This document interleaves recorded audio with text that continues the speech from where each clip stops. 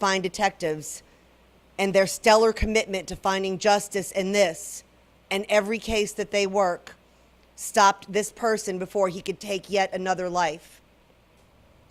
Let me give you a quick timeline of the events and how skill, tools, and community members helped us get this very dangerous individual off the street. When officers were dispatched to the scene of the shooting, they immediately began talking to witnesses who provided information on what they saw and heard that night. Gun casings were also recovered from the scene.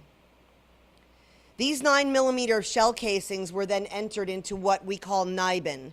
NIBIN stands for the National Integrated Ballistics Information Network.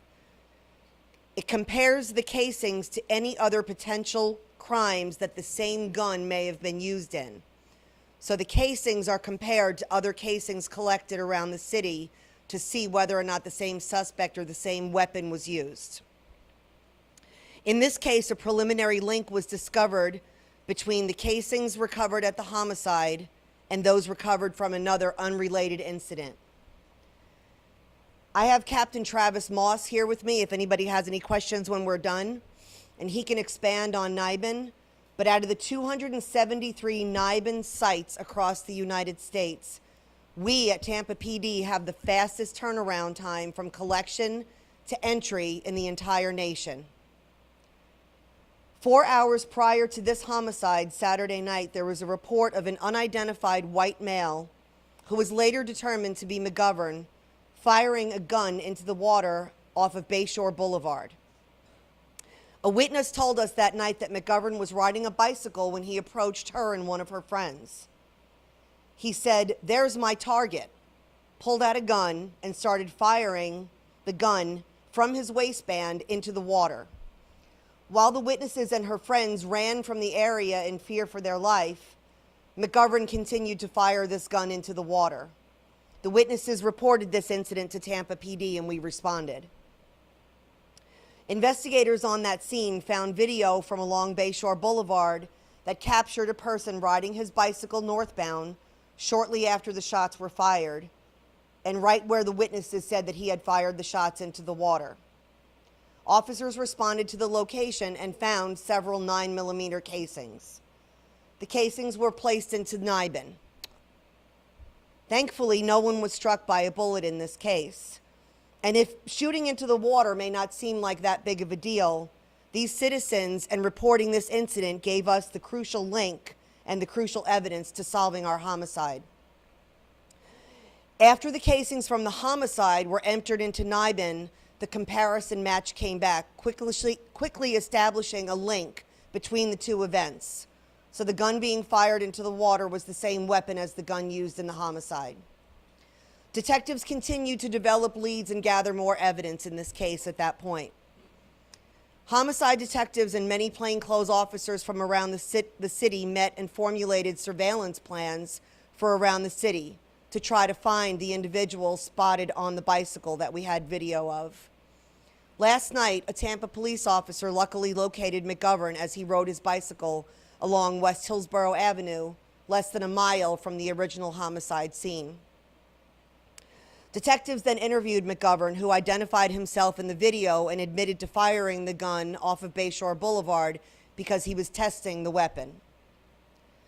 McGovern also admitted to having previous encounters with the homicide victim, walking to the underpass on the night of the murder, setting out to take the victim's life with that gun. McGovern also admitted to stabbing the victim back on July 4th. While the two have had previous encounters, at this time the extent to how well they knew each other is still to be determined and under investigation.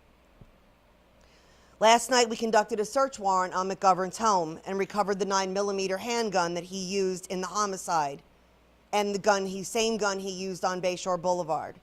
The gun had been reloaded. Detectives are still combing through items found during the warrant, including a litany of manifestos found in the house. What is written in the manifestos is concerning, but as the investigation is still ongoing, we're not going to release exact details of those. We'll release them at a later time. The efficient, quickly coordinated police work across all aspects of the entire Tampa Police Department made our community safer by getting this very, very dangerous individual off the street very quickly. The entire Tampa Police Department is thinking and praying for the family and friends of the victim in this case. Our hope is that this arrest provides them with a small sense of closure and justice for this senseless murder.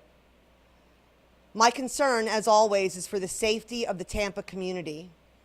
But as you can see, once again, this entire department worked with a great sense of urgency, selflessly and tirelessly, to bring this case to a successful conclusion before this defendant could inflict any more harm on anybody else in the city of Tampa. I am here to say I am so proud of the hard work that the men and women of this department did in this case. This case was solved and the defendant was arrested less than 48 hours after he committed the murder. That is very impressive police work, very impressive, and I'm so proud. Anybody have any questions? Not that we know of yet. The Niven matches were from those two incidents. We don't know if he's committed any other homicides or any other shootings at this point. Is he legally allowed to have this gun? Convicted felon? No, yes. Let me tell you a little bit about this this individual, Timothy McGovern. He was a Marine from 2012 to 2014, dishonorably discharged over a narcotics arrest.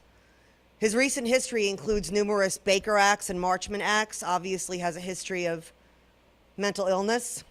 He was a suspect in a criminal mischief. He was Baker Acted and Marchman Acted several times over the last several months. Anyone else?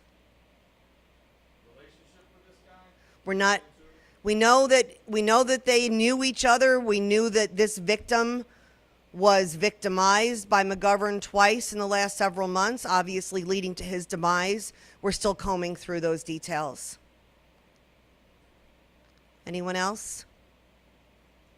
Okay, again, this case was brought to a very, very successful and quick resolution due to the hard work of the men and women of this fine police department. Our main goal is to keep the community safe, and this case just exemplifies that safety that we look out for everybody. So, thank you, everyone.